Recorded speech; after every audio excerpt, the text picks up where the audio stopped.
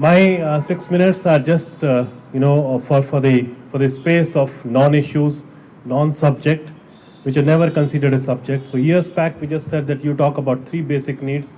You say food, cloth, and shelter. And then you find that clothing has never been a subject. It's a disaster relief material. It's a non-issue. We started working on that, and suddenly, in my journalism days, I met this person whose name is Habib. His full-time job used to be pick up unclaimed, abandoned dead bodies from the roads of old Delhi. He's still there. If you go to LNJP hospital, outside the hospital, you will find this person and his wife.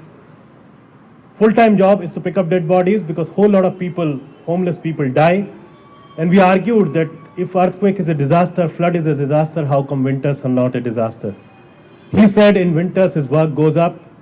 Many times he picks up 10 to 12 dead bodies every 24 hours, just from the roads of old Delhi. The little daughter of him actually said that when I feel cold, I hug the dead body and sleep. It does not trouble me, it does not turn around. And then we found that in the list of development subjects, about 100, 150, clothing is never been considered a subject. It is a typical disaster relief material. So if the people of villages need clothes, they also need earthquake or flood first. It's not only weather, it is also about dignity, because the fact also remains that how do you get it? Do you need a disaster? Do you have to become victim of something? Or you can really earn it with dignity? Because the fact also remains that you do not find beggars in the villages. Begging is a typical city phenomena. A typical channel of this entire space, this entire work which we wanted to create is that we collect from the cities, it goes to the villages, but people earn it. People do all kind of work, people dig well, people make bridges, people clean up the roads, people develop schools, absolutely as per the local needs, and then instead of money, very respectfully, they earn this material. Today, people call it genesis of parallel economy, which is not cash-based, which is trash-based. So the trash of the cities is actually converted into a resource. It's about 1,000 tons every year, which goes to the people like this, but people earn it. And people are the owner of their local issues. There is no agency which decides that every single village will have a road or will have a pond. The citizens decide that we need a road, we need a pond. That's how they work. And then instead of money, they earn cloth, utensil, footwear, which we collect from all kind of urban areas all across the country. Whole lot of issues, absolutely localized as per local need. That's where we are just trying to see a different scenario for the resource. Because a lot of work stops in the development world just because of financial resources. We said that can the non-monetary resource also become a resource?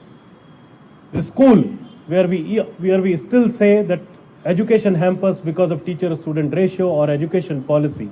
But the fact remains that a girl in a village school does not go to the school because out of 180 to 100 days of school, 70 days, this little girl does not have a small piece of sanitary pad.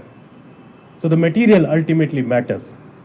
And the most important part is that in all our life, we always think that we want to live and we want them to survive.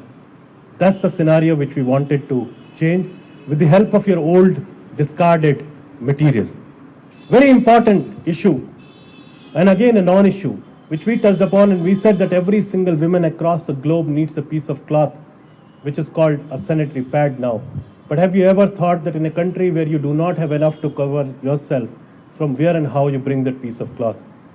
Even in 2004, 2005, if you go on Google and type sanitary pad, you will find all kind of absolutely fantastic tampons and cups, not even a single research in India. No problem statement, no product. And that's where in this country, people use sand, ash, jute gunny bag, dari ka tukda, bori ka tukda, mitti, ghas, pual, anything and everything which can stop, which can absorb, is used as a sanitary pad. A small piece of cloth is converted into the sanitary pad. It is the issue of dignity. It is not only a simple health issue. Because we found cases where a lady used a piece of blouse which had a hook and she died of tetanus. And we found that ultimately it's not a women issue, it's a human issue. Because when your uterus is removed because of a small infection, it is basically the humanity which is affected just because of a small piece of cloth. This is how it happens. All your entire wastage, which is the city wastage, which ultimately goes in the landfill site, which often very proudly we claim that we are donating without understanding that we actually do not donate, we discard. And we need to be thankful to the people who receive, who accept this second-hand material. We just turn that entire material into a huge resource for all kind of development work. People participate because we want civic participation. We are very strong in it that let's not blame government for anything. It is citizens' responsibility to initiate something and then ask the government to support it or fight for your right, but please initiate yourself. That's how the entire movement is built up. Often we think that volunteers are only and only there in the cities, but this is a movement which talk about village volunteerism, because we need to understand that 70% of our population still stays in the villages.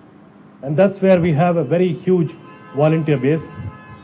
Very common sight, this naked kid does not bother us, because as Indian, especially, we are absolutely okay to accept the status quo. The only difference which we want to make, that why can't our country look like this? The only difference is a small piece of cloth. This guy, if you go to him, you might call him drunkard, you might call him a fimchi, you will have all kind of negative connotations about this particular person. The moment this person wears a small piece of cloth, the entire language changes, and you suddenly find a very powerful youth of the country in him. That's what I'm saying, that let's start understanding that if we want to live, the other people also want to live. We cannot force them to survive only. Thank you very much.